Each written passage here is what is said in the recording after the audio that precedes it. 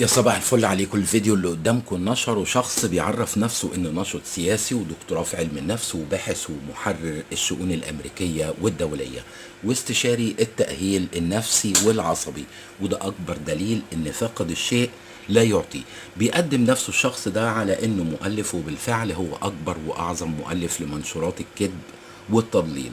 نشر فيديو على صفحته بيدعي ان الفيديو بيحدث في ملاهي المملكة العربية السعودية، لكن لما بحثت عن الفيديو، ويا ريت حضرتك كمان انت تعمل نفس الشيء مع اي خبر مشبوه، كل اللي عليك خد صورة او لقطة من الفيديو وابحث عن طريق جوجل بالصورة، وهتكتشف مهازل السوشيال ميديا.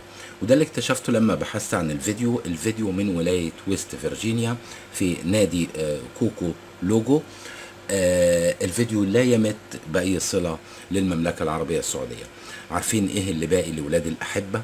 الوقيعة والفتنة بين الشعوب، خاصة بين مصر ودول الخليج. تحياتي ليكم.